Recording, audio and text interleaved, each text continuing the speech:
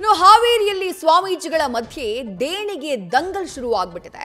ಪಂಚಮಸಾಲಿ ಮಠ versus ಕನಕ ಗುರುಪೀಠದ ಮಧ್ಯೆ fight ನಡೀತಾ ಇದೆ. ಕಬ್ಬಿಣ ಕಂಥಿ ಮಠಕ್ಕೆ ದೇಣಿಗೆಯನ್ನ ನೀಡದಂತೆ ಶ್ರೀಗಳು ಪ್ರಕಟಣೆಯನ್ನೇ ಹೊರಡಿಸಿಬಿಟ್ಟಿದ್ದಾರೆ. ಜನ್ಮದಿನದ ಆಚರಣೆಗೆ 25,000 ರೂಪಾಯಿ ದೇಣಿಗೆಗೆ ಒತ್ತಾಯವನ್ನ ಮಾಡಲಾಗ್ತಾ ಇದೆ ಎನ್ನುವುದು ಆರೋಪ. ಇದು ಯಾರದ್ದೋ ದುಡ್ಡು, ಯಲ್ಲಮ್ಮನ ಜಾತ್ರೆ ಎಂಬಂತಾಗಿದೆ.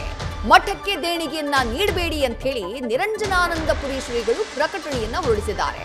ಆ ಪ್ರಕಟಣೆಗೆ ಶಿವಲಿಂಗ ಶಿವಾಚಾರ್ಯ ಶ್ರೀಗಳು ಆಕ್ಷೇಪವನ್ನ ವ್ಯಕ್ತಪಡಿಸಿದ್ದಾರೆ. ಹಾವೇರಿಯಲ್ಲಿ ನಡೀತಾ ಇರುವಂತಹ ಸ್ವಾಮೀಜಿ ವರ್ಸಸ್ ಸ್ವಾಮೀಜಿ ನಡುವಿನ ದೇಣಿಗೆ ಕಾದಾಟ ಇದು. ಆ ಹೊರಡಿಸಿರುವಂತಹ ಪ್ರಕಟಣೆಯನ್ನ ನೀವು ಗಮನಿಸ್ತಾ ಇದ್ದೀರಿ. ಪ್ರಕಟಣೆಯನ್ನ ಹೊರಡಿಸಿರೋದು ನಿರಂಜನಾನಂದಪುರಿಗಳು. ಅವರು ಬಹಳ ಸ್ಪಷ್ಟವಾಗಿ ಉಲ್ಲೇಖ ಮಾಡಿದ್ದಾರೆ.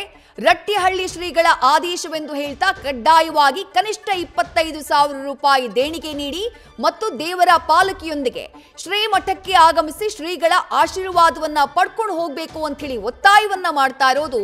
ಇದು ಯಾರ್ದೋ ದುಡ್ಡು, ಯಲ್ಲಮ್ಮನ ಜಾತ್ರೆ ಎಂಬಂತಾಗಿದೆ ಅಂತ ಹೇಳಿ ನಿರಂಜನಾನಂದಪುರಿಗಳು ಆಕ್ರೋಶವನ್ನ ವ್ಯಕ್ತಪಡಿಸಿದ್ದಾರೆ. ಅವರು ಹೊರಡಿಸಿರುವಂತಹ ಆ ಪ್ರಕಟಣೆಯನ್ನ ಗಮನಿಸ್ತಾ ಇದ್ದೀರಿ.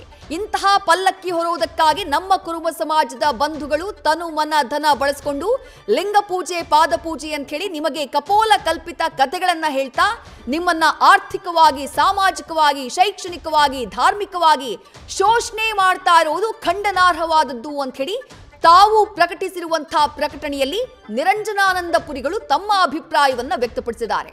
ಅಷ್ಟು ಮಾತ್ರ ಅಲ್ಲ, ಈ ರೀತಿ ಕಂಡವರ ದುಡ್ಡಲ್ಲಿ ಮಜಾ ಮಾಡುವ ಇಂತಹ ಮಠ ಸ್ವಾಮೀಜಿಗಳಿಂದ ದೂರ ಇದ್ದು ತಮ್ಮ ಕುಟುಂಬವನ್ನ ಶೈಕ್ಷಣಿಕವಾಗಿ, ಆರ್ಥಿಕವಾಗಿ, ಸಾಮಾಜಿಕವಾಗಿ, ಧಾರ್ಮಿಕವಾಗಿ ಸದೃಢಗೊಳಿಸಿಕೊಳ್ಳೋಕೆ ಕನಕ ಗುರುಪೀಠ ಅಪೇಕ್ಷಿಸುತ್ತದೆ ಅಂತ ಹೇಳಿ ಮೆನ್ಷನ್ ಮಾಡಿದ್ದಾರೆ ತಾವು ಹೊರಡಿಸಿರುವಂತಹ ಪ್ರಕಟಣೆಯಲ್ಲಿ. ಇದರ ಜೊತೆಗೆ ಸದರಿ ರಟ್ಟಿಹಳ್ಳಿ ಶ್ರೀಗಳು ಸ್ವಾಭಿಮಾನ ಬಿಟ್ಟು ಮುಗ್ಧ ಕುರುಬರನ್ನ ದುರ್ಬಳಕೆ ಮಾಡಿಕೊಳ್ಳುವ ಈ ಶೋಷಣೆ ನಡೆಯನ್ನ ಬದಲಾಯಿಸಿಕೊಳ್ಳಬೇಕು ಅಂತ ಹೇಳಿ ಕನಕ ಗುರುಪೀಠ ಎಚ್ಚರಿಸುತ್ತದೆ ಅಂತ ಹೇಳಿ ನೇರವಾಗಿ ಶಿವಲಿಂಗ ಶಿವಾಚಾರ್ಯ ಸ್ವಾಮೀಜಿಗಳ ವಿರುದ್ಧ ಈ ಪ್ರಕಟಣೆಯ ಮೂಲಕ ಸಮರವನ್ನ ಸಾರಿದ್ದಾರೆ ನಿರಂಜನಾನಂದಪುರಿ ಶ್ರೀಗಳು. ಸದ್ಯ ಹಾವೇರಿಯಲ್ಲಿ ಈ ಇಬ್ಬರು ಸ್ವಾಮೀಜಿಗಳ ನಡುವಿನ ಈ ತಿಕ್ಕಾಟ, ದೇಣಿಗೆ ವಿಚಾರವಾಗಿ ನಡೀತಾ ಇರುವಂತಹ ದಂಗಲ್ ಹಲವು ಚರ್ಚೆಗಳಿಗೆ ಗ್ರಾಸವಾಗಿದೆ.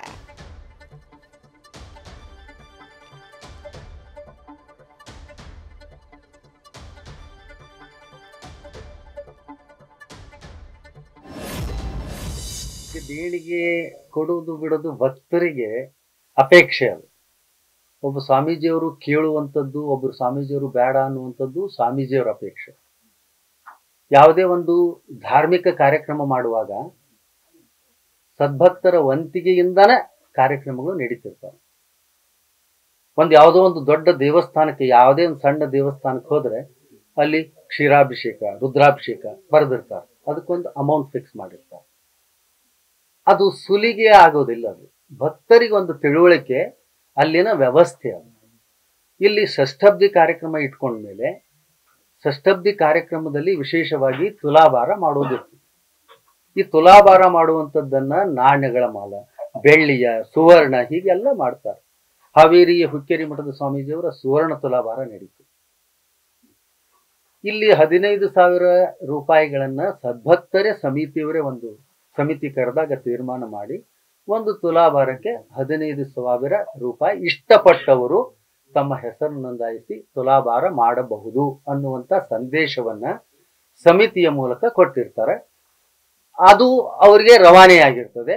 ಅವರು ಸಹರ್ಷದಿಂದ ಕೊಟ್ಟಿರ್ತಾರೆ.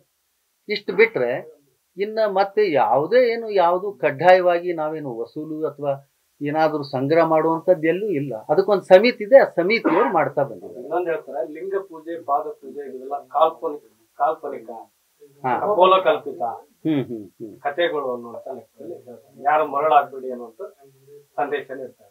ಈಗ ಹೀಗಾದ್ರೆ ಬಸವಣ್ಣನವರು ಲಿಂಗ ಪೂಜೆ ಮಾಡ್ತಿದ್ರು, ಶಿವಶರಣರೆಲ್ಲ ಲಿಂಗ ಪೂಜೆ ಮಾಡಿದ್ರು, ಪಾದೋದಕದ ಬಗ್ಗೆ ಅತ್ಯಂತ ಭಕ್ತಿಯಿಂದ ಹೇಳಿದ್ರು. ಪಾದೋದಕ ಎಂಜಲ್ ಎಂದವನಿಗೆ ರೌರವ ನರಕ ತಪ್ಪದು ಅನ್ನುವಂಥದ್ದನ್ನು ಸರ್ವಜ್ಞ ಹೇಳಿದ. ಈಗ ಒಬ್ಬೊಬ್ಬರ ಅಭಿಪ್ರಾಯ ಅವ್ರವರಲ್ಲಿ ಇರ್ತದೆ. ಯಾವುದೇ ಬಸವಾದಿ ಪ್ರಮತರು, ಶರಣರು, ನಮ್ಮ ಪಂಚಾಚಾರ್ಯರು ಆದಿ ಗುರುಗಳು ಪಾದ ಪೂಜೆಯನ್ನು ಮಾಡುವಂಥದ್ದು, ಪಾದ ನಮಸ್ಕಾರ ಮಾಡುವಂಥದ್ದು, ಅದು ಅನುಚಾನ ಪದ್ಧತಿ. ಇದು ತಪ್ಪು ಅನ್ನುವಂಥದ್ದು ಅವರ ಅಭಿಪ್ರಾಯ. ಇದನ್ನ ಯಾವುದೋ ಇನ್ನೊಂದು ಧರ್ಮಕ್ಕೆ ಇದು ತಪ್ಪು ಅಂತ ಹೇಳುವಂಥದ್ದು ಅದು ಅಪರಾಧ.